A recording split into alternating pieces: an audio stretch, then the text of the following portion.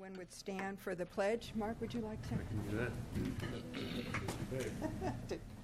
Pledge allegiance to the flag of the United States of America and to the republic for which it stands, one nation, under God, indivisible, with liberty and justice for all. Thank you. I'd like to welcome everybody to our meeting tonight. And we'll move on to is roll call noted? Noted, yes. Okay. And then we will move on to commissioners' announcements. Is there any commissioners that have anything? No. I would like to let the commission know that I talked with the head of the City Planning Commission today, and they would like to have another joint meeting. So if we can agendize that for our next meeting to have a discussion on it, on items that we would like to discuss, and then on a date, and we're thinking of June sometime. So if we can have that on the next agenda to discuss it, they'll have both cities and the county. Okay. And our posting time, our posting time's what, 10 days? Yeah, for some things, for publication, if it's not something that requires a notice of public hearing, then it would just be the Brown Act. Okay. And it's not action item, it's just discussion item. Yeah, so if it's just a 10-day discussion posting item. period? No, well, then you could even do it less if you wanted to. Okay. Then you could just Yeah, do we just need to post it. We don't need it's not Yeah. a public hearing, Right, so we right. won't need to. So it should be okay. Okay. All right, are there any department announcements? Okay, let's move on then to public comments. This is where the commission would like to invite anyone from the audience that would like to come up and make us aware of any problems, talk to us about anything, to take 3 minutes and talk with us. Please fill out a speaker card, and it has to be items that we are not discussing on this agenda. So is there anyone from the audience that would like to? Okay. Then let's move on to the consent calendar. Madam Chair, if we could also defer just the department comments towards the end, or at least a little bit farther down in the agenda, that would be appreciated. I'm sorry, I didn't. Could we defer department comments just slightly down farther in the agenda? Okay, you want to move them down farther? Yes. Okay. We can call that again at the end of the meeting. Okay. Is there any questions on the consent calendar? Any comments? Or can I have a motion? Move to approve. Can I have a second? I'll second. Okay. It's been moved and seconded. All in favor to approve the consent calendar? Aye.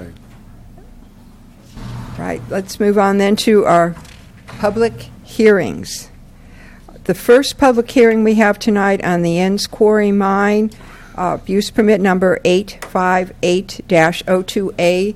They are asking for a continuance of the public hearing, so I will open up the hearing and then close it and continue it to date certain. Yes, if we can continue it open. Continue it open? All right. Okay, thank you. If we could continue the hearing open, that would be appreciated to a date and time certain. Okay. All right, I will open up the public hearing on use permit 858-02A. Seeing no speakers, I will close and ask for a motion from the commission to continue it. And leave Motion it to open continue a date certain, to the next planning commission Date and meeting? time? What date is that? next regular meeting. April 19th? Correct. April 19th. Thank At 6 p.m. and to continue the public hearing open. And continue the public hearing open, yes. Mhm. Okay. Can I have a second to continue it? Second. Okay, all in favor? Aye. Aye. I have a question, being a new person here. What does that mean to continue public hearing open? Maybe the audience doesn't know either. Okay, well, basically what we do is we continue it open so we don't have to repost it. If you- Okay. I knew there was a technical thing. Yeah, you don't have to Just repost wanted it that to way. understand. Thank you. Okay. All right, let's move on then to the commercial zone district for the public hearing. I'll open that public hearing. Do we have any speaker cards? Yes, one. Okay. Greg Wayland. Greg?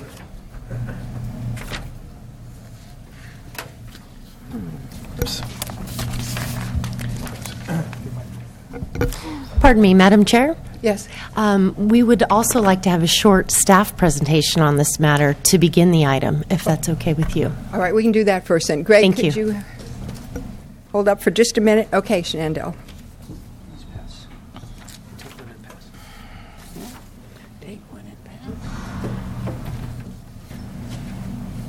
Okay, Brent, you're on. Jeez.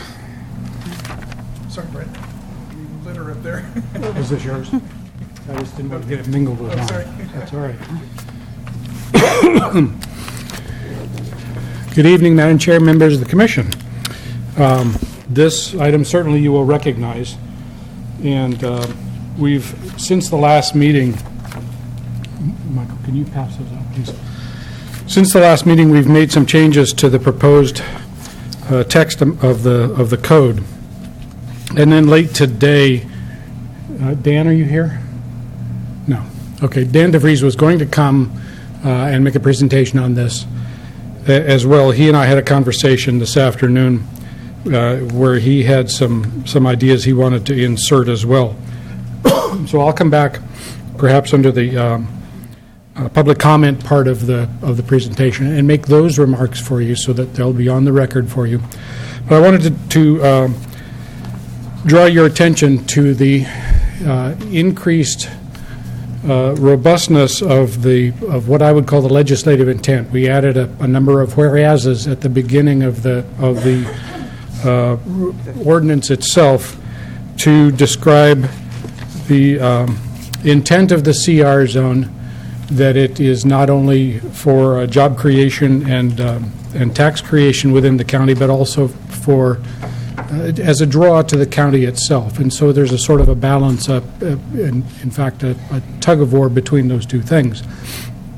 The Commission will need to decide exactly how that plays out, but we wanted to make sure that you had a clear idea of what we thought, we the staff thought the intent of the CR zone was as is read in the general plan. And I'd be happy to answer any questions about that particular part as we go along. Please feel free to interrupt me. Also restructured the code section a little bit so that there is less emphasis on a list of allowed uses. There are actually now prohibited uses, a very small number, and then there are a more broadly posed list of allowed uses under various conditions. We tried to focus on uses that we thought would be attractive to both locals and to folks passing on the highway that would get them off. One of the required uses, and I want to draw your attention to this, is that in each GDP, General Development Plan, each development area, there would be a required minimum area of square footage, floor area, for promoting San Benito County. We can tinker with the size of that, the intent of that, but we thought that it was important to actually frame that into the requirements of the zone, because it's so important to get folks off the highway and to see the other attractions of the county. Lastly, excuse me, must be springtime. Lastly, what I handed out via Michael just now is 4 pages of the resolution that did not get into your packet. This is the resolution that you would adopt, making CEQA findings and recommending the CR zone to the Board of Supervisors for ultimate adoption to be included in the code. So obviously this is the framework zoning standards that go in the code. We've left them quite flexible so that they can be applied under a planning document in each of the 4 areas along the highway, the designated areas. And there is no application to a spot on the ground as a part of this action that we're proposing for you this evening. So, any questions? I'm sure there must be. Is there a new definition or paragraph on required uses that I'm not seeing right now? Or is it just the one that was already in there? I've got your 4 pages and the 1 single page handout, but is there something else that I need here? Should have been with the packet. Is there a copy of the It text should be in the amendment? packet. Oh, okay. I thought you were referring to something no, I'm added sorry. on. Okay, no, I'm good with that then. Okay. Are there any other? Okay. Okay. Are there any other questions? You'd like to hold till public. Okay. Okay. Do you want me to make Mr. DeVries comments, or do you want me to come back under public comments for that? Well, Do it either well, way. I recognize Greg already, You so did. and then we'll have you come up. Okay. Works for me. Thank you. Okay, as long as you're there. Knowing the then- traffic from San Juan, he might still be en route. That's true. Give him a little time. I don't have a copy of the ordinance in front of me, so I'm running a little bit blind here, and I apologize for that. I believe, if I recall correctly from what I wrote in the, thank you, Shendell, in the ordinance framework is a yard requirement, front yards, side yards, and so on. Thank you very much. And then we go ahead and propose that there, oh boy, that there be a general development plan, which is a planning document that would set yard standards and heights and other things for individual development areas. It seems redundant to have both of those. So we would propose striking the yard requirements, and that would be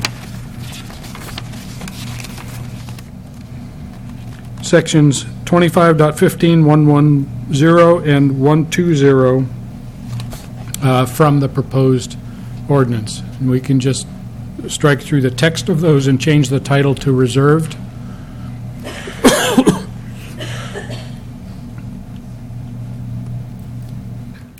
What's the number again? 2516-1? 110 and 120, front yard and side yard requirements.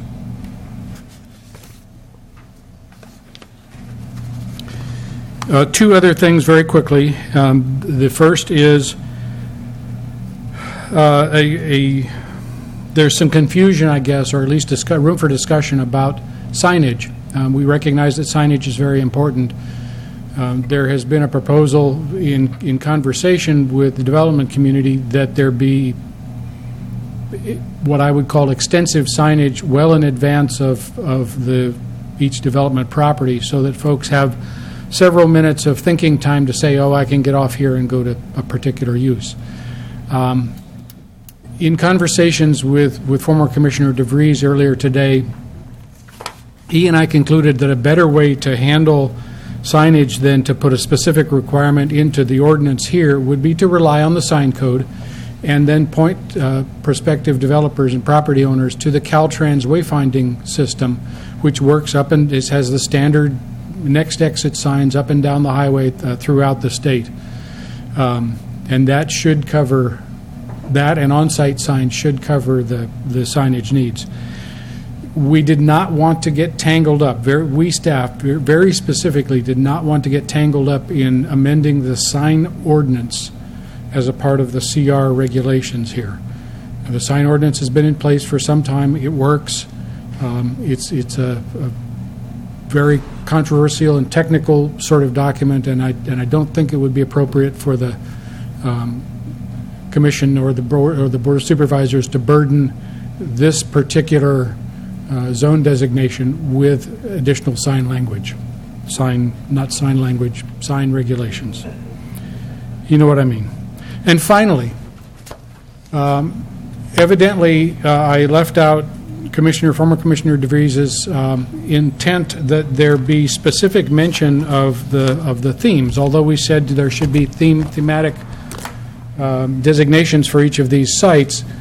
He suggested that we put those farm, agriculture, industry, vineyards, whatever the thematic things, as suggestions into the legislative intent language up front, so that it gives specific guidance about what the county might be looking for. Not that would be an all-inclusive list, but it would be a such-as list, or not limited to these themes kind of list. And the exact wording for those we leave to you. So, questions for Mr. DeVries? Yes, Mr. DeVries. I have one on what you just commented on. Are you looking for language more general to show the assets of San Benito County, something along that line, or are you specifically looking for like the farm or agriculture, vineyards. His original concept, if I recall correctly, listed 3 or 4 themes: agriculture, farm, and so we would just put those very minimal words into the thematic suggestions, framing, and let the development community figure out what that means. His sort of anti-example was someone might, if we didn't give guidance, someone might come with a space camp, which is clearly not a San Benito sort of theme. And then you would have to wrestle with, well, that's really not what we intended. These are more appropriate.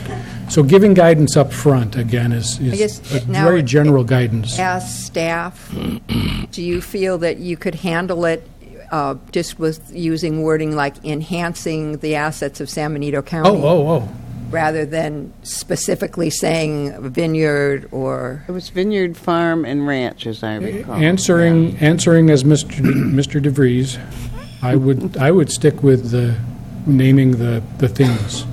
I believe, as staff, that we could probably, give that same guidance and leave it more widely open for discussion. Okay. So I think it's valuable, frankly, to include the guidance to the extent that you can, if you feel it's appropriate. Okay. To incorporate both of those ideas, since you have a such as clause in mind, it could be your statement, such as those 3. Right. Exactly. We get it all. Yes. Right? Exactly. That was our intent. Okay. Because who knows, someday there might be something else in San Benito County that we would really like to highlight. So. The space camp could come. Yeah. Not this week, but yeah. Are there any other questions? No, but a few suggestions. Okay, well, let's open it up for the public hearing first. Yeah, let's get public in here. Okay. All right, Greg. Chairperson Lowe, honorable commissioners, Greg Weiler, spoken many times to the commission and the board over the years. On this one, I'm interested only to the extent that we have one of the quadrants in one of the 3 or 4 intersections, and worked extensively over it's been years now with Commissioner DeVries and several of the board members. I guess the overarching theme is, if we're going to do the regional commercial, which the board did back 2 years ago in the general plan, then we should make it work, have it user friendly, and accomplish what Brent was talking about. There's some tension between obviously having commercial uses and revenue and jobs and serving the county and the scenic highways and making it really attractive and recognizing that. But I think everybody's on board, and I've loved forever the concept of ranch, farm, and vineyard. And we kind of said, look, give us the farm. We actually did some designs with silos, and we can integrate that. So it's great. I think it's really a good idea. But to make it work, the overarching theme from our point of view is, one, you need to recognize that the general county scenic highway setback is 340 feet, 110 a football field. So at the intersection of 129 and 101, you take up almost all the usable space on 3 or 4 of those quadrants. So in the scenic highway district, I've discussed with the decision makers that it should be reduced only in that district to something more manageable, like 75 feet, because you're not going to have anybody get off the freeway and go wait and have your commercial buried. So that has to be done if you're going to have an effective regional commercial development, all those intersections. And the second thing was signage. And I think the Caltrans sign would probably work, but the on-site signage within that area is going to be very important too. And what we recommended, and I don't think it's in your staff report, that it leaves it up to the commission to have the flexibility to approve a development plan with signage that effectively communicates the proposed use. So like ours is a little buried and down lower, so you might have a different sign maybe than you would on one that's higher, but we'd like to leave it in the commission's authority to do that, recognizing that the topography of each site is going to need your discretion rather than going. The sign ordinance I don't think works. I mean, it works great if for signage on a corner here in Hollister or some other, But for these major intersections, I think the commission needs flexibility to effectively communicate. Because again, if we approve a zoning, you're not going to attract any users if they can't get people off the freeway to use it.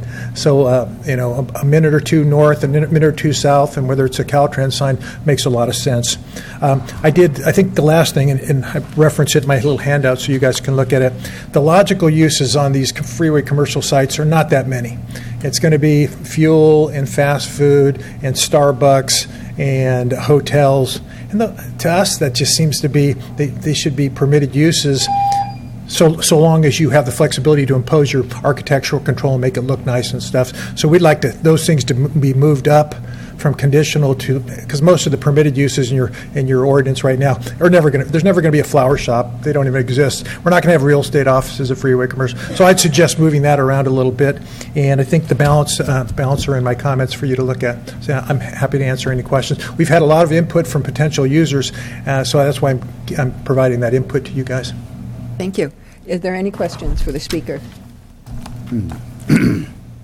Thank you. Are there any other speaker cards?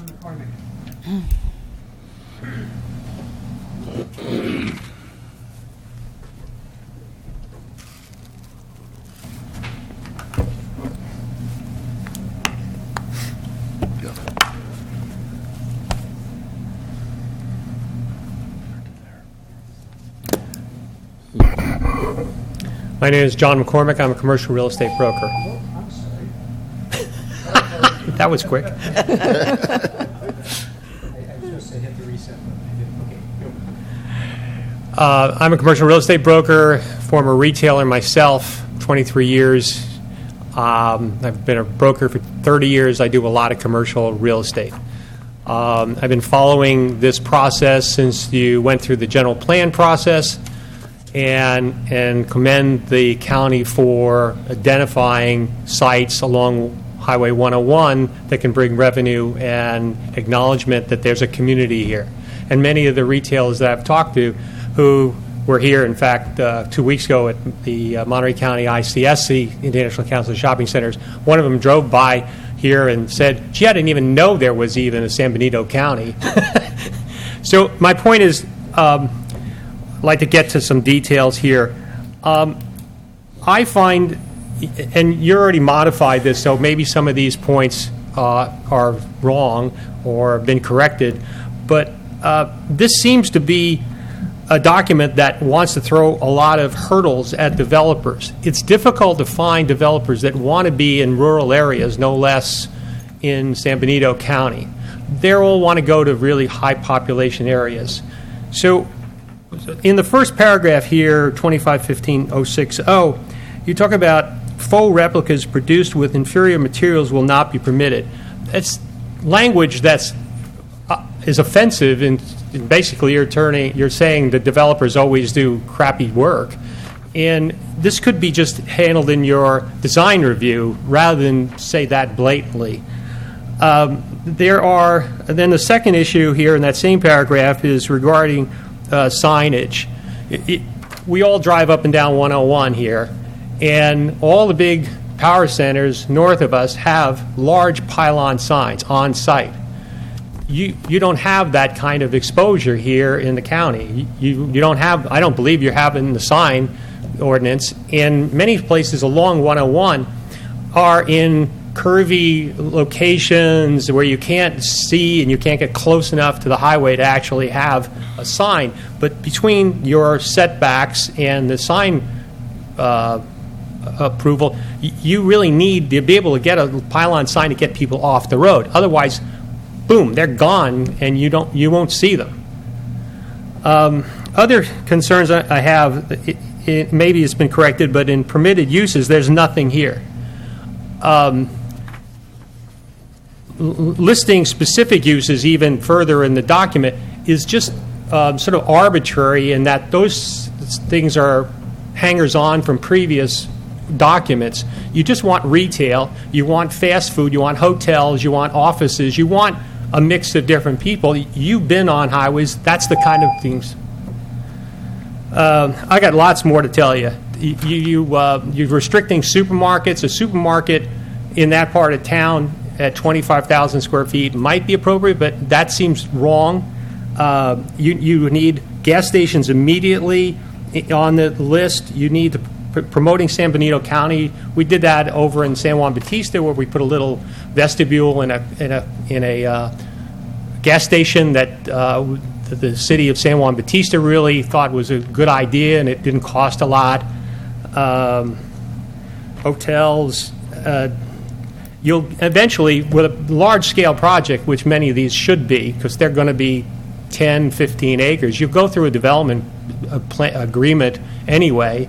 So some of this stuff is just a lot of noise, and I just would be derelict to say that you want to welcome developers. They're going other places right now. And that's and I'll be happy to answer questions for you and give you the benefit of my years of experience. Are there any questions? Okay. Thank you, Mr. McCormick. Sure. No more cards. Is there anyone else that would like to address the Planning Commission? Okay, I'll close the public hearing and bring it back to the commission level. Okay, who wants to start? I'll start. I got history. So let's take this back to the general plan, okay? Because that's where this really comes from. And the reason for formulating the commercial hub was in order to generate more money coming into the general fund. Okay, we're clear on that? And I'm sorry to say, or maybe that's good to say, I agree with the broker. Most of the elements of this, I would say, take the shall and make it may, and quit restricting marketing and commercial elements, because they're going to have to come in here and they're going to have to sit down in front of the commission. The commission's going to have to approve them. So why shut them down before they get here?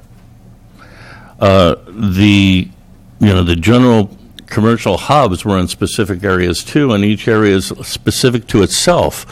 So I'm not even sure this would apply over to the flyover at the Red Barn, because that's completely hidden between, or there's just a huge group of tall trees between that bench element that they could put this project and the highway. So I'm not even sure you'd be able to see anything in that area at all. And so all of these restrictions on that area would be for naught. So I'm thinking we need to take this back to the drawing board, take a look at it in a more specific element, and we suggest that they encourage San Benito County. We can have architectural review over it on the different elements of, vineyards or whatever. But I think all of those need to be mays instead of us telling other landowners what they can and can't do with their property. We're changing the value of that property, but the main thing is these commercial hubs were supposed to be there in order to help generate money coming into the general fund. And I think we should wait till we get the project in front of us and see whether or not we think it stands on its own merits, and then deal with them at the time. So I'd say we need to kind of trash this and send it back for a rewrite. We need to remove all those conditional things, and we need to start looking at it more specifically, because the 101 and 129 very exposed and has a whole different feel and look. Maybe we want to have different architectural control over there, or Burnell. Definitely there's a lot of change in the Red Barn area, and start looking at this more specifically and encouraging developers to come in and give us their best development, the best look, the best architecture, and see what they bring to us, instead of shutting them down early. Okay. All right. Supervisor Rodriguez. I agree with them, because if we, like the setbacks, 340 feet, you're going to hide all the business. You go to Plumedale, you can't see unless you turn off and get up into the hills to see the business. So that's what I agree with. We should just scrap it and start over. Okay. I don't think I agree that we should scrap it, but I do also have some concerns about some of the language, because it's such a big thing. And if it's too vague, it will disturb a lot of people, and if it's too restrictive, it will maybe disturb developers that we might want to come. But I think we have to always remember, and I'm late to this, because I'm new here, replacing Mr. DeVries, so I haven't been thinking about this very much, but I did hear from the beginning that it has two purposes. One is the commercial purposes, which is what made it come to mind, and the other is to have that section of 101, if there's anything to be developed there, recognized as a scenic highway. So I think we have to have some high standards, and I do not agree that they should all just be maze. But where it says, you didn't say which section you said what you were referring to, but I assume where it says the following uses shall be permitted in the CR, that's the language you were talking about, what you want it to say may be permitted. It's the bottom of, it's 2516.050. Yeah. Because I think the intent probably of the drafter, and staff can correct me, but would be to say that there's some things developers can get done without having to have a conditional use as an incentive. And then if we make it may, then everything has to have a conditional permit. That's a disincentive, wouldn't it be? I mean, I think you're right. We need to do some wordsmithing here. But there's a lot of pieces. Mark, did you have? Well, I think there's some wordsmithing that needs to be done.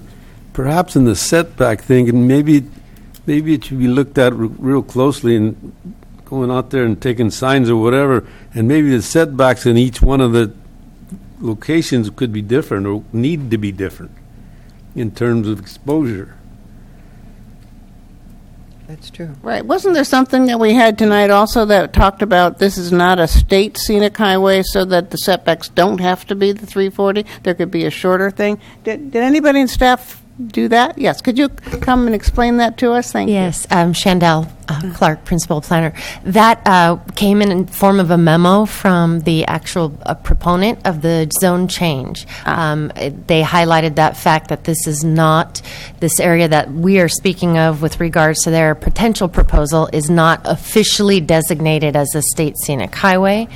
Therefore, perhaps the 340-foot setback does not correctly apply to their project. Right, it would not be mandatory at least. Yeah. Right. So that's what I thought, and I thought that was great, because that is a big hunk of land with these hilly kinds of places, and 101, but we have many possible places where this stuff could happen, too. Well, that was the idea, though. The idea was you had scenic highway between the commercial hubs.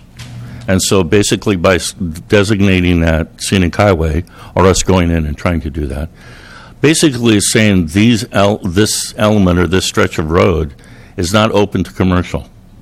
Okay, only these hub areas are. But I would think that once you move into a hub, it's not scenic highway anymore.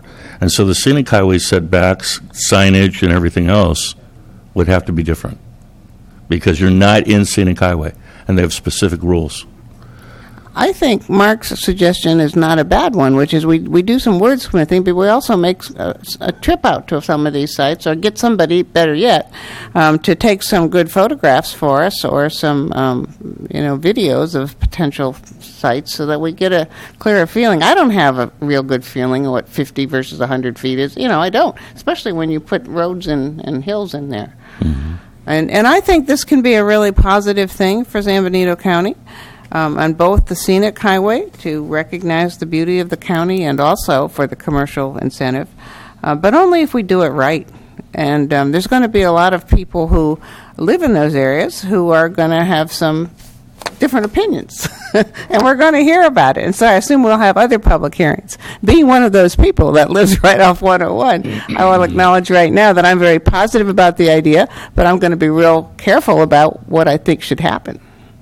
Now, how do you're in Aromas, right? No, I'm at the San Juan address, but it's on the other side of the highway. Okay. So, and you're familiar with the Red Barn overpass area? Yes. Have you driven up there and looked around? Yep. Okay, so behind those trees, and because Aromas does have a limited amount of shopping in their area, they have to kind of go out all over. This actually could be a commercial hub for them and a go-to place. So Aromas would have a shopping area of their own. So you can almost have almost anything in that particular area which may not apply on 129 and 101 or Bettable or any of the other areas. So because it's so site-specific and because of the opportunity of Ballantree Estates is right there and actually uses the same road to get out onto the highway. And the other elements, you've got Logan Acres back there, and you've got Aromas and all the other ones off of Carpinteria. That could be a whole different kind of commercial element back there that could be other than just sort of highway commercial, run-of-the-mill kind of. You're talking on the west side or on the east side? It would be on the south side of the overpass, behind the trees. Okay, well, we shouldn't digress too much on that. But yes, I mean, there is a lot of variability in those. I thought that Mr. DeVries was referring to not that part, because it's only a small section of San Benito County down near the Red Barn. I thought he was talking about as his ranch thing, as the third You're thinking intersection. 101 rocks, but yeah, there's the not rock. enough of an area to Right. do much with in that particular area. On the other hand, this bench is completely within San Benito County as the other end of that overpass. San Benito County comes down to the edge of Ballantree, so that's all in San Benito County and all part of our jurisdiction. Well, anyway, to not take up too much time, because we have a lot of things on the agenda, I'm thinking that we've agreed that we want to do some more drafting and some more certain specific suggestions. And also, we shouldn't get too hung up on different areas at this point. We want to make a design here in our document that will incorporate all possibilities for different kinds of places. Yeah. Okay. Moving forward, then, would the commission like to set this up for maybe just a general study session? That we could actually have a Public study?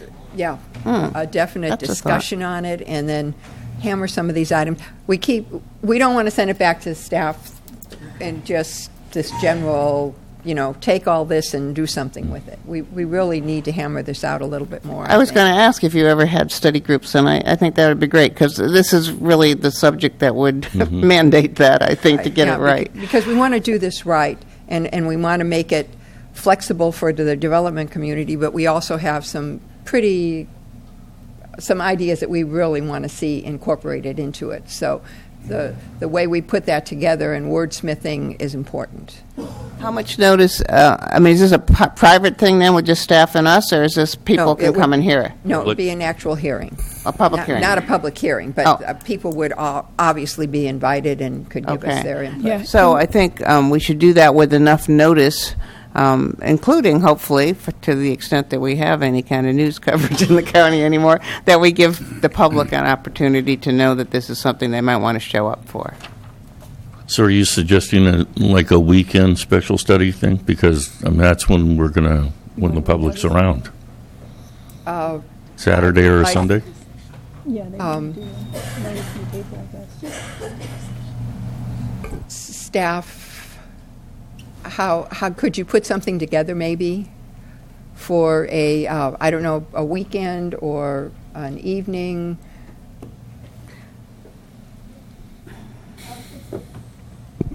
Probably, if it's up to of course, the planning commission, but maybe during one of the evenings during the week as a special planning commission meeting would be a good option. If that All would right. be what the planning commission would like, maybe we could set it for a special date.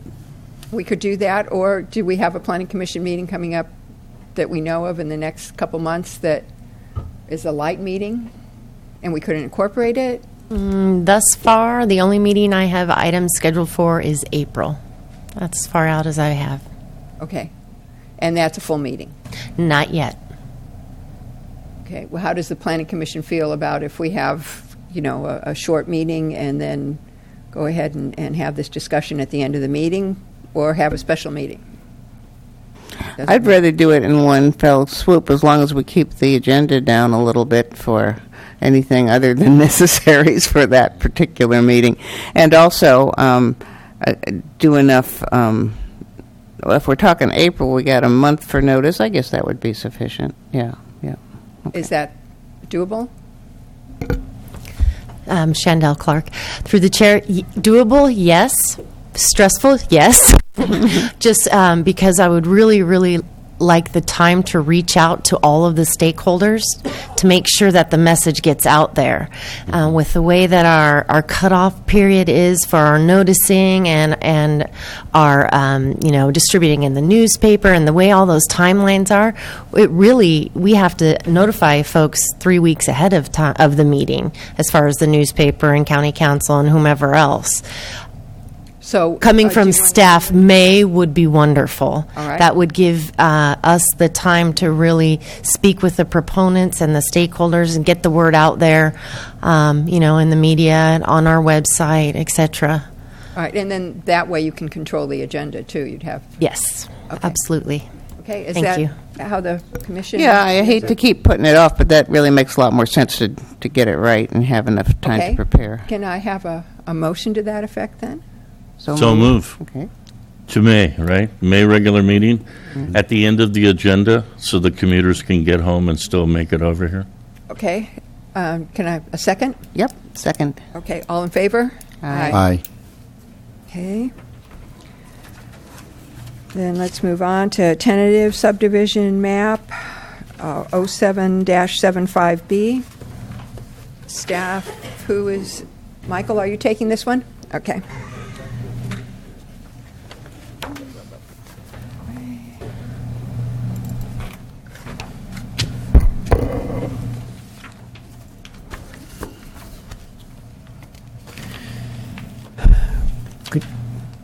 Good evening, Madam Chair and Commissioners. Michael Kelly, Associate Planner. And I'm talking here about Amendment B to Tentative Subdivision Map 0775, which is subdivision at 2324 Union Road that was approved in 2011. And, oops. Let me just show this. Okay. 2324 Union Road. This was approved in 2011 with 9 lots and an open space parcel around it. You can see the site right here. It's unbuilt right now, and what the applicant is proposing is a change in that. Well, actually, the applicant's proposing some clarity in the earlier approved change in timing of this subdivision. Yes. 1 second, Mike. I'm doing a refresh. Yes. Is this the one that we went in and we were talking about approval back in the day, and we were arguing about a road over on the left-hand side of the property? Very possibly. I don't remember just exactly, but there is the existing. Oh, hold on. This existing. Pardon me, Madam Chair. Yes, Commissioner Pierce, this is the same subdivision. This is the one. Okay, thanks. Yeah. And I'll get to that because there's something to say about this. So it's. I'll just show you the map. Here's what was approved. That road I was just pointing out is alongside this corner, and what would be proposed, what has been proposed and approved, are these 7 lots here currently unbuilt, and this road currently unbuilt, and then lot lines drawn around existing house here and existing house there, accessed by the driveway branching off the road, which is historically known as Richardson Road. And what happened in 2014 is the applicant requested that this be allowed to be recorded in phases. Instead of doing all these lots, all these lots in one step, 9, 1, 2, 3, 4, 5, 6, 7, 8, 9, and then the open space. Instead of doing that all in one step, the applicant requested to have it be in 2 separate steps, one with these 2, known as parcels 8 and 9, first, and these 7 second, with the open space parcel to go along with all that. That was approved in 2014, but the conditions were not so necessarily so clear about just when each condition was to be satisfied, and so the applicant requested some clarification and some separation of what conditions happen when, rather than having it all be done prior to the first phase. So staff has come up with some a possible condition amendment to make that happen if you're willing to do that. Just to look a little more closely, this is what the applicant has intended as Phase 1. These two parcels up here at the top of the hill, and the rest is just open space. And what would happen after that in Phase 2 is, to add these 7 down here, plus some improvements like the road, significant improvement to the site, and this drainage feature. As I said, all this has been approved, but and in phases it has been approved, but just how the conditions of approval would be carried out is it could use some work. And just have photos of the site in case you want to see those. This is the hillside where the lots would go, the new lots would go, and up top, kind of out of frame here, are the two houses, and here is that. But this has all been approved already. So I don't want to shock you with too much text, but I handed out a handout to you. I left it in front of you there. On one side is the possible condition. On the back side is a track changes version if you want to see it, because what's in the staff report differs from what's on here. I don't want to be too confusing, but I think this revision is a lot less confusing than what was in the staff report. So I'd like to recommend that you look at this rather than what is in the staff report. This comes from, well, this is condition 43, possible condition 43. The earlier amendment included condition 43 saying, yes, applicant, you may divide this into 2 phases, but it didn't say when each condition could take place. And if this is, of course, if this is too hard to read, I have handouts here, but and you have your handouts. What this condition says is, here's a list of things that the applicant may defer until it's time to record Phase 2. So what is in the original subdivision as amended in 2014, and that's included in your agenda packet, all that has to take place before Phase 1, except for these items that are listed here. All these items here, if you choose, could be allowed to be deferred until it's time to record the second phase. There's the portion of the Habitat Conservation Plan impact fees that relate to the 7 lots, and improvement plans, the part that relate to the 7 lots, park fees that relate to the 7 lots, and then there's road dedication that relates to the 7 lots that could be deferred, the 7 lots, of course, being the second phase. Road improvements that relate to the second phase, the 7 lots.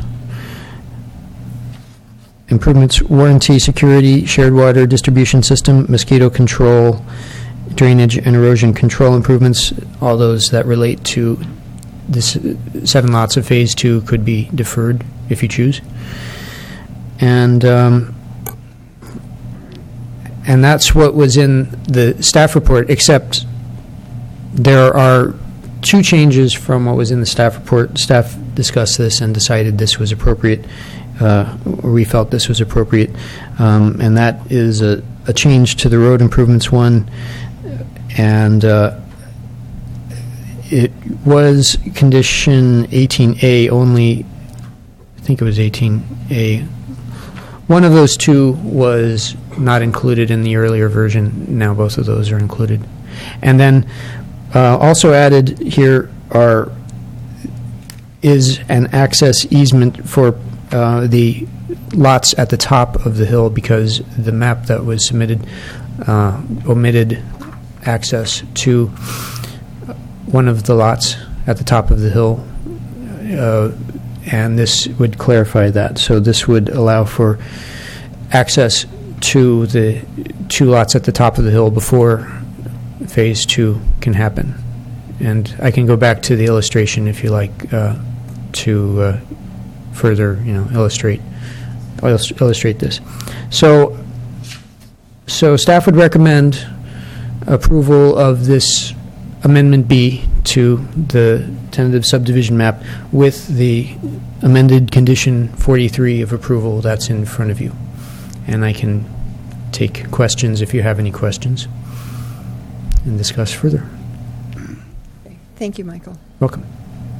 Is there any questions now of the Planning Commission before I open it up? I just want to, just because I want to be clear, basically what I heard you say, I think, was that the applicant wants to be able to do a final recording on the first 2 lots Yes. for any and all conditions, basically, that only apply to the other 7. Is that right, basically? In other words, whatever they want to defer does not affect their 2 lots.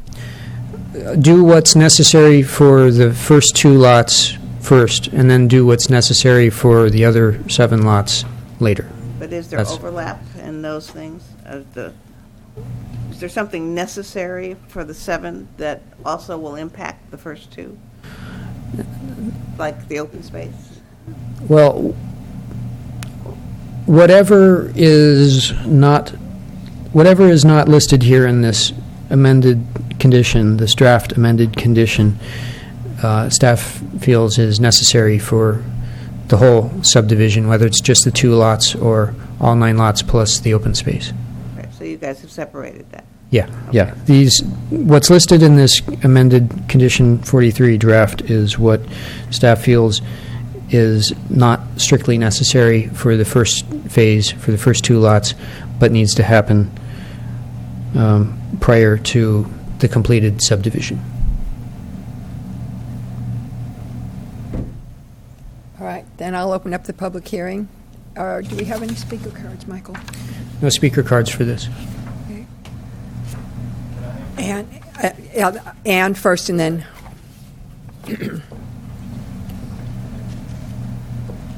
Sir, have you filled out a speaker card? Okay, could you get a speaker card from the back and fill it out, please? Thank you. I am Ann Hall with San Benito Engineering. I'm here on behalf of the applicant.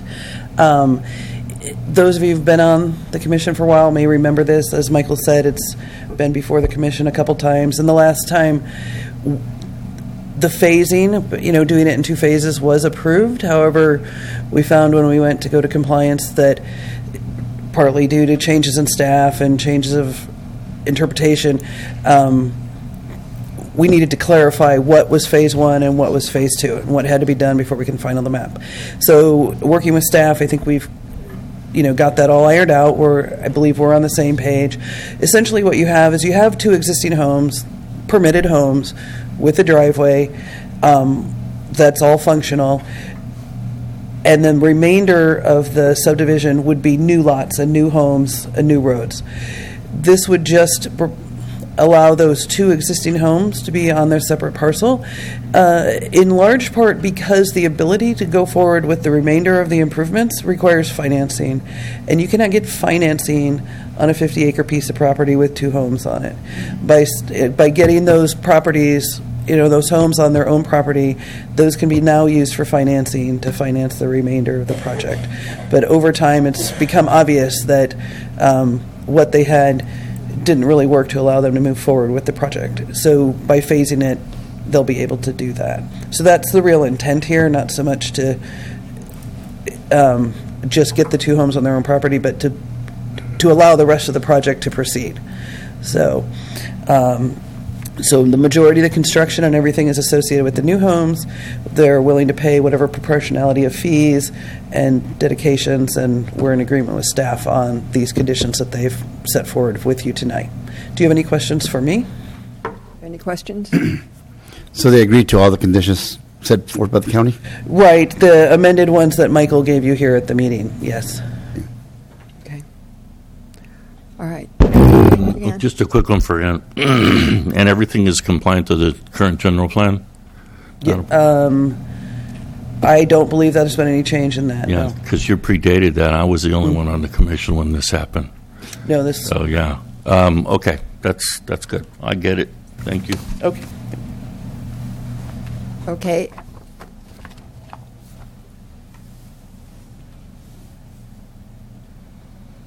Commissioners, I'm Garrett Hurdle.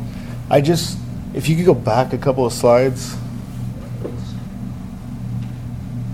to the photos. Okay. This area's now been developed for the West Hills Water Treatment Plant, and this road's been redone, and that doesn't seem to be shown on here.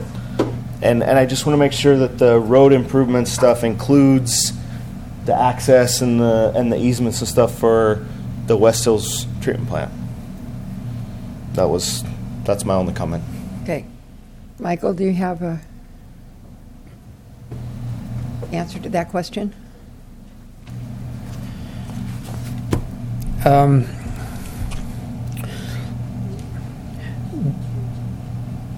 Well, let's see. Looking at the conditions of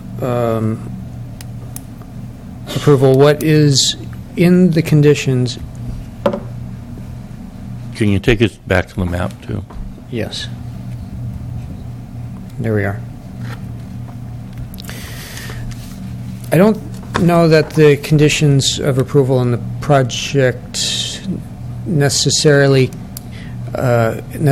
conflicts with the West Hills treatment plant, unless you might feel that there's. I just want to make sure that if there's any road conditions, it includes that. Access. And probably talked about it. Staff looked at this and considered what is kind of the status quo to be for that road to be sufficient for these two lots, with the exception of adding this easement to the drive. And let me see.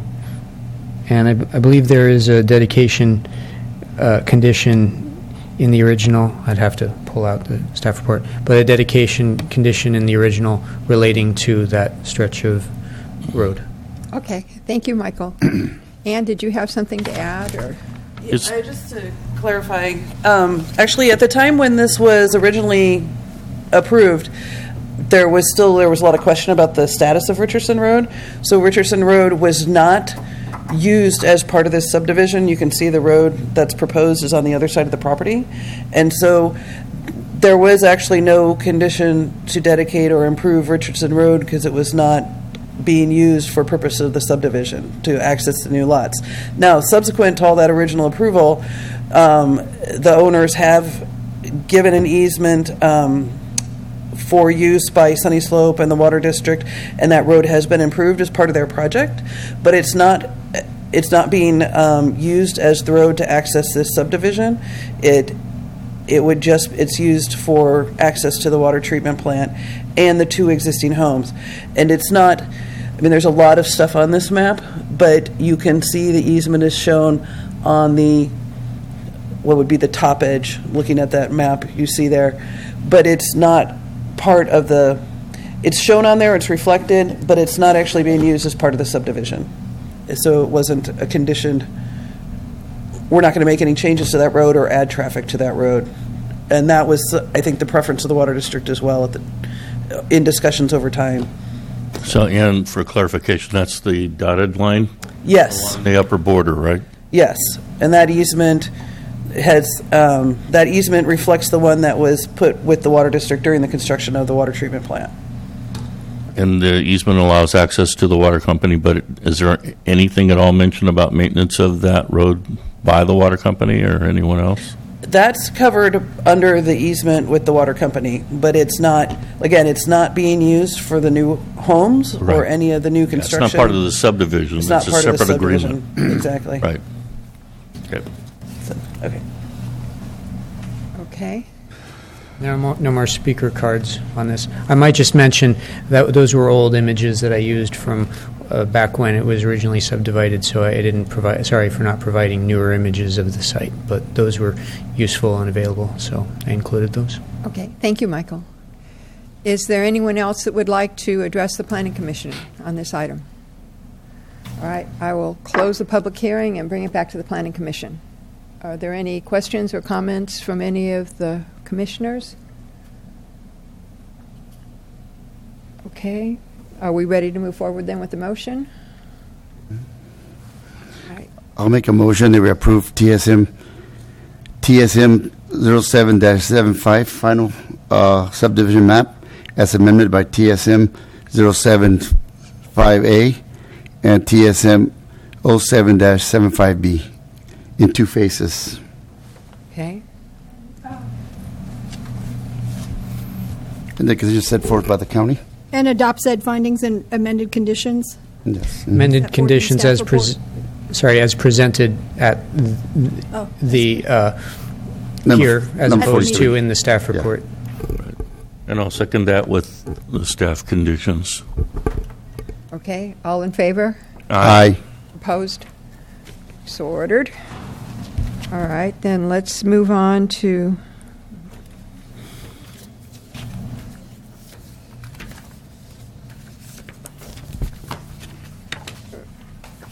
Is staff ready? Okay. Okay. All right, then let's move on to the public hearing on 4? Are we at 4 now? yeah, we're moving on to the Planning Commission Resolution 2007. We don't have a resolution number yet. Recommend to the Board of Supervisor they adopt the CEQA, the EIR on Sunnyside Estates. Do we have a staff report? We do. Thank you. Chandel Clark, planner for San Benito County. On January 20th, 2016, the Planning Commission conducted a duly noticed public hearing to consider the proposed 200-unit Sunnyside Estates project.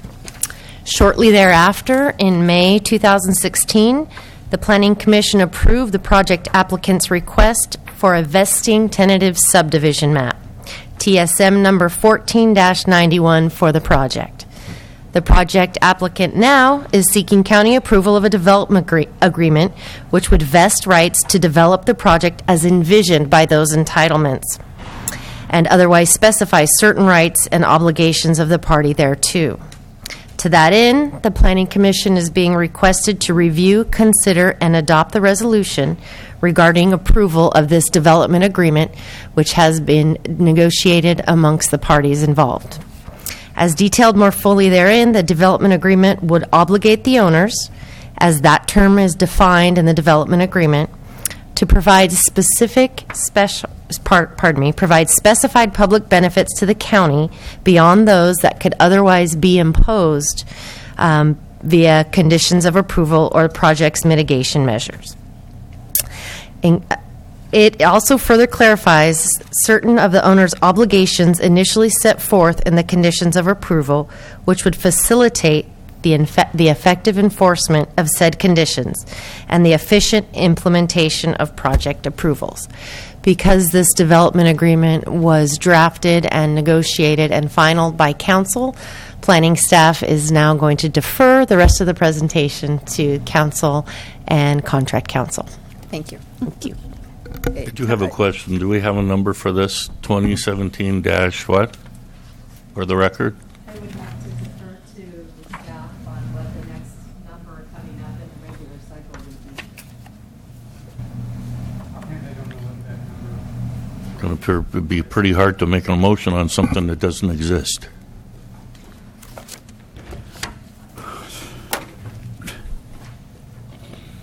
Okay, why don't we go on with the...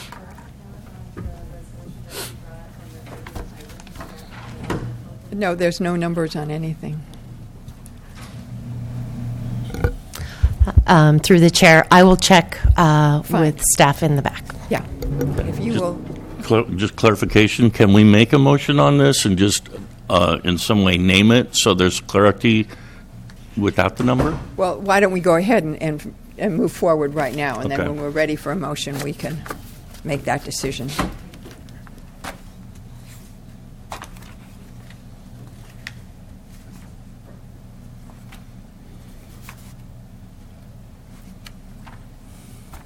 Council, do you have a presentation to make? Yes, we do. Okay.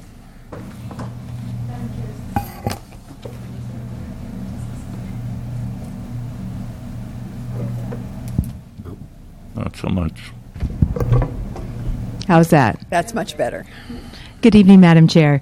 And, I think we'll follow up very briefly with respect to Shondel's staff report, and then look to the applicant to provide any additional information. And then Council, both Shirley and Shirley and I are here to answer any additional questions. But I think what might be helpful here is to provide a little bit of context in terms of the development agreement being presented, because it is a little different than what we would typically anticipate, because it's following approvals of a project that has already occurred.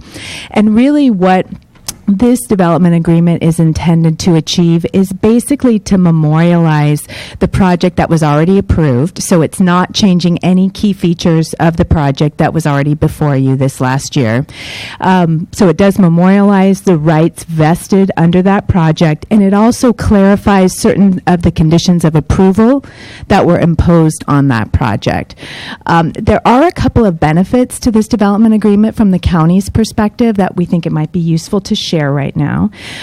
First, what it does is it does provide an additional degree of certainty with respect to the rights vested under this project. Initially, the project did have a vested tentative map, and that still is in place.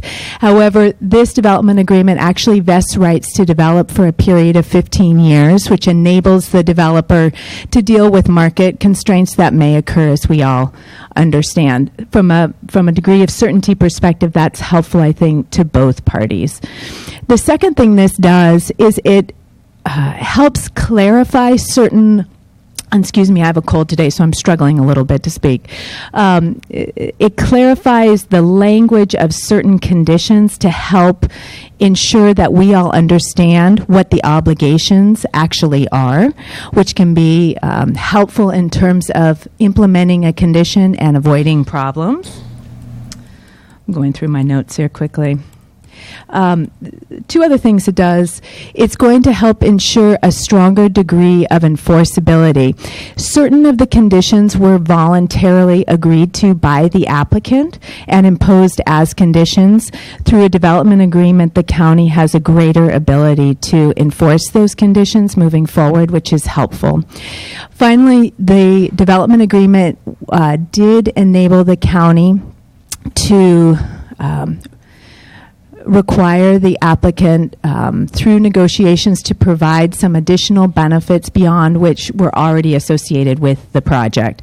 First, with respect to affordable housing, you all, I'm sure, remember at the time of original project approval, the county did not have any sort of mandatory inclusionary ordinance, and I think this commission actually pushed quite heavily on the applicant to step forward and put together some sort of affordable housing package.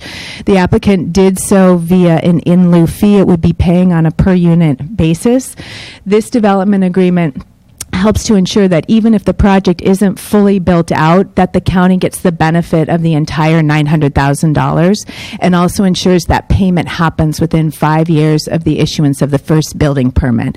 So unlike what the condition originally said, which is we pay on a per unit basis and you only develop 10 units, the county never sees any of that additional money. The other thing I think substantively that's quite helpful with this development agreement is from an off-site traffic mitigation standpoint. There were some improvements that were imposed as a condition of approval related to airline and union. The county is moving forward to construct certain improvements. The developer is willing to fund the identified cost of those improvements and only receive a certain amount of credit, and that amount of credit was diminished significantly, I think by about $100,000 compared to what the original intention of the condition was. And in addition, the developer also agreed to give $1,000 in addition to the traffic fee that would already be imposed, moving forward to facilitate further improvements and help ensure that the design and the permitting of those improvements actually happened at no cost to the county. Finally, a couple of other items from a revenue neutrality perspective. We did have a condition that imposed revenue neutrality. I think that obligation has been clarified in the development agreement in terms of what is going to be funded via the CFD and the process by which the CFD is imposed, and that's going to really help implement the CFD in a way that the county can assure it receives the benefit that we're all anticipating. And I guess finally, the last thing I would say is there's further clarification that the applicant is not vesting into fees. That was a big issue initially with how the vesting tentative map was being treated, and we wanted to ensure that everybody was clear that they are paying the fees in effect at the time they're seeking the building permit. Okay. So with that, Thank you. happy to answer any questions. Is there any questions at this time from any of the... I just have one question on the extra $1,000. That basically will then go into traffic impact fees. Is that how that's going to be handled? Or? The county does have discretion with respect to that $1,000. The intention of that was to cover any overruns that might happen in the permitting and design process of the union and airline improvements. So I think the DA provides some discretion that if the county wanted to use it someplace else, but the intention was to facilitate those specific improvements. Okay, thank you. All right, I will open up the public hearing then. Do we have any speaker cards? No. Did anyone from the public care to address the commission? Okay. I will close the public hearing then. And, oh, I'm sorry. Richard, did you want to? Okay.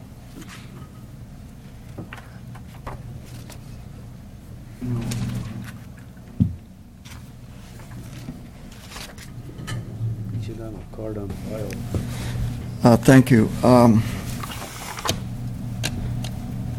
on LAFCO, as Mark knows. And this is supposedly going to come before us here shortly. And what I'd like to know is where the borders are on the rural wastewater plant are. From what I understand, it's in the back of their property, but I have not seen anything legal on that. Maybe they can answer that. Richard, the way I understand it from the staff report, the LAFCO issues were all worked out, but maybe I'm speaking incorrectly. I think it's supposed to come before us the next meeting. Yes, I believe that's the case, and my understanding, and Shandell, please correct me, but I believe that there is an annexation anticipated into Sunny Slope for both sewer and water. Is that correct? Well, I believe that they were going to be doing it through an agreement with Sunny Slope Water. Basically, that's already been done. Yeah, the water, but I'm talking they were going to about offer, sewage. And then the applicant was going to decline, and I believe that they were going to do it through the city of Hollister. And so I think the concepts worked out. I think that there was still some paperwork that needs to be done, but the concept is, I believe, in process. And I know that LAFCO is still working on the issue, and it's probably going to be reported back to the LAFCO at its next meeting, the status of it. I personally don't have a problem with it, but Okay. I just want to make sure that we know where those boundaries are. Okay. And I do believe that in the original environmental review, there was an acknowledgement that this particular site had always been contemplated to be served under the master plan. And so it's within the HUA, and now it's just a matter of the legal mechanism by which the city can go ahead and allow for the service through Sunny Slope, I believe is what LAFCO is considering. Thank you. Well, just to take that one step further, if there was a LAFCO problem, obviously it would void the whole where we are right now. I mean, Yes, the and project could not go forward without water and sewer. absolutely. And the county has made clear to the applicant that that is a separate approval that needs to go through LAFCO, the county. And in fact, one other point that the development agreement that you reminded me of, there is a clarification that while the county always works with applicants when they're dealing with other agencies' approvals, that we are expressly denying any obligation to move the application through the LAFCO process. That's going to be the applicant's responsibility. Okay, thank you. Is there anyone else that would like to address the Planning Commission? Okay, I will close the public hearing and bring it back to the Commission. Are there questions from the Planning Commission? No, this basically is everything we asked for. And they wrapped it up in a nice little tidy bow. And it's not only good for the county, it's also good for the owner because they've got a nice, neat, very distinct package that they can turn around and resell, and there's not going to be any question or any gray area. So it's a win-win. Okay. Is there any other planning? Yeah. Mark, did you have? What started this? What is it required by law? The developer wanted it, the county wanted it? Typically, the county does request development agreements for a number of the projects being pursued. In this case, that wasn't true initially, and so the county moved forward with just a vesting tentative map. However, after that approval happened, the applicant actually reached out to the county and requested the development agreement.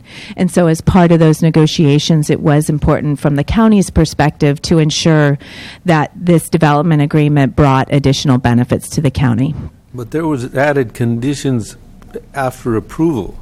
The fully negotiated and voluntary through the development agreement. So that was entirely the applicant's decision. So applicant was able to either move forward with the existing vesting tentative map and retain its ability to develop all of the units under that map, or it could seek to move forward with the development agreement, and it chose to do the latter. Okay, you said it pertains to some and not all. What's the criteria for these development agreements? You know, I may defer to county council in that regard, but in terms of which projects are pursuing development agreements, is that your question, Commissioner? Whether they presume the county wants them, is there criteria? There is criteria in the county's development agreement ordinance as to what needs to happen to allow these to proceed. And in fact, the county has to be able to document that there are public benefits to the county above and beyond the requirements that we could otherwise impose on the developer. So in the end, the county does not have the legal ability to require a development agreement. It's a negotiated deal between the parties. It's highly suggested. It's highly suggested, and it is beneficial to the applicant because they're able to vest their rights and retain a degree of certainty that they can't always get under maps. Thank you. Okay. Are there any other questions? Okay, and Chandel, did we get a number? Yes, we did. Thank you. Through the chair, the resolution number would read 2017-010. 010, okay. All right. If there's no further discussion, Chair will entertain a motion. Okay, I'll make a motion on this, and Barbara, need a little help. Do we need to go ahead and adopt the addendum to the EIR and the findings in CEQA and all the other stuff that we've already agreed to? I think the resolution will take care of all that action. The resolution will take care of the CEQA, Okay. and it's a recommendation to adopt the addendum, similar to the recommendation to approve the DA. Then let's recommend that that the Board of Supervisors approve of the proposed development agreement based on the analysis and required findings set forth herein on resolution number 2017-010. Anything else? And that includes adopting resolution 2017-010. Correct. Okay. That's fine. Thank you. Okay. All right, and do I have a second? Second. Okay, it's been moved and seconded. All in favor? Aye. Okay. Thank you. All right, let's move on to use permit 1166-17, and that one is to be continued So we will open the public, and that's to date certain, Barbara? Pardon? The Yes. next meeting? Yes. Okay. All right, so we'll open the public hearing on that. Do we have any speaker cards? Okay. And I'm assuming there's no staff report at this time? Okay, I will close the public hearing. Could we continue it open? And I'm sorry, I will not close it. I will ask for a motion to continue it. Okay, do I have a motion to continue this? I move we continue this on to the next regular meeting, April 19th, I believe, at 6 April p.m. 19th at 6 p.m. Okay. How much time will it take since we want to keep that one under?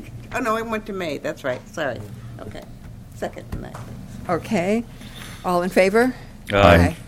Okay. Any opposed? All right, so ordered. All right, let's move on to the general plan amendments, Southside New Community Study Area. Do we have a report on that tonight? Hi, good evening, Chandel Clark, Principal Planner. The intent of this item is to open the public hearing and continue the item as open. It was requested through the Commission that this item be recurring on a monthly basis so that we could keep the discussion open regarding the potential uses and further development in the south side area of the county. At this time, staff has no concrete recommendation other than to keep it on the agenda for upcoming meetings and would like to open it to anyone that wishes to comment. Thank you. Okay. I will open it up if anyone would like to comment.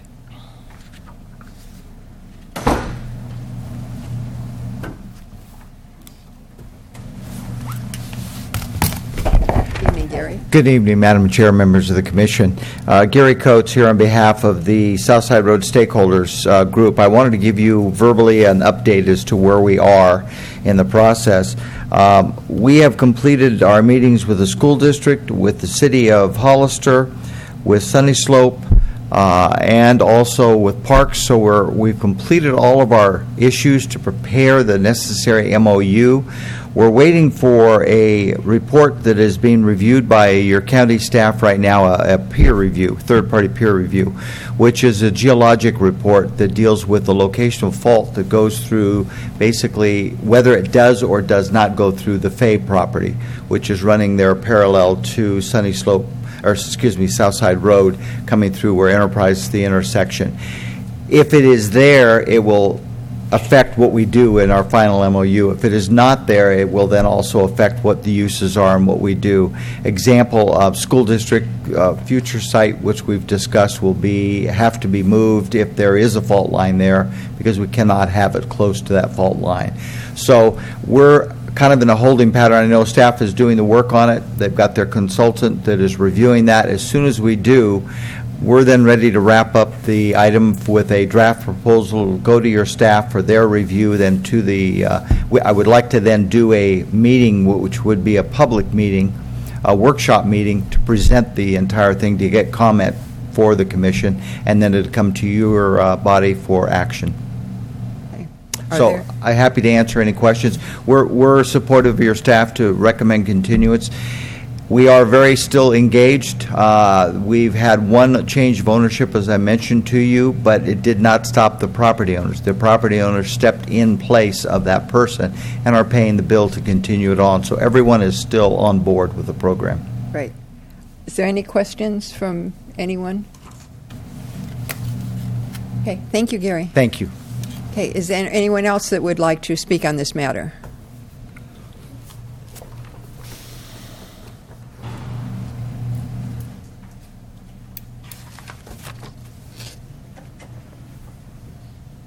Valerie Egeland, San Juan.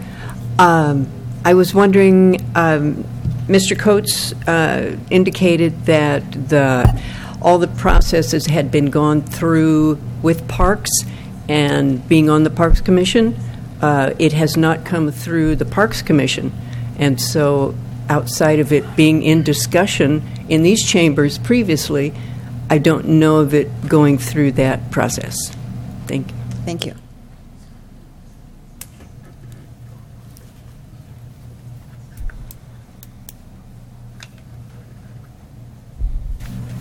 If I may, Madam Chair, I can answer. We've been dealing with the staff, with the different, we have not gone before the commission until we have written the report. Then we will be before the commission for their recommendation, as well as we'll be before Sunny Slope, City of Hollister. We'll be going through all of those groups.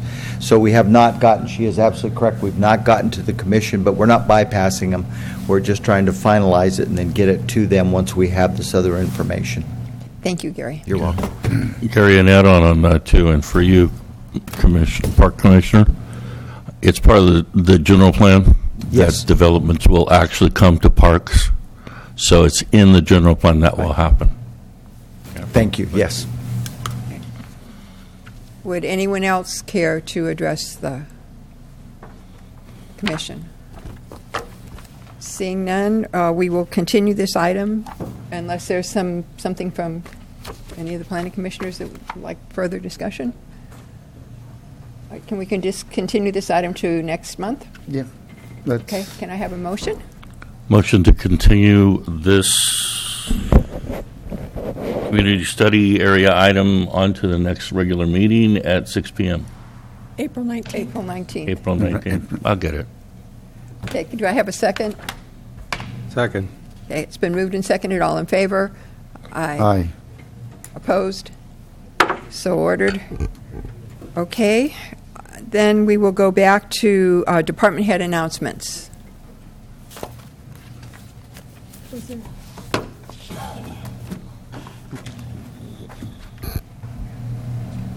Brent, was there any department head announcements? Do we have a department head announcements?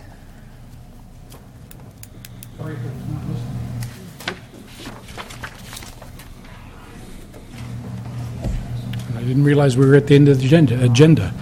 Ladies and gentlemen, I have no announcements except that this is my last planning commission. I will be retiring, and so I wish you all well. And it has been an honor and a privilege to work with you. Thank you very much. Thank you. And I can speak from personal experience. Retirement is wonderful. I expect to be busier than I am at work, which scares the heck out of me. You will So, be. Thank you thanks. very much, Brent. Thank you for your work. Okay, is any other discussion? Nope. Okay. We can adjourn this meeting then until April 19th. Do I So I have a move we adjourn. Okay. Do I have a second? Second. Okay. All in favor? Aye. Aye. Ba-boom. Is anybody that does not want that motion? Yeah, I'm for it, all for it. The second, third, and fourth. Thank you. Thank you, everyone. How you doing, Michael?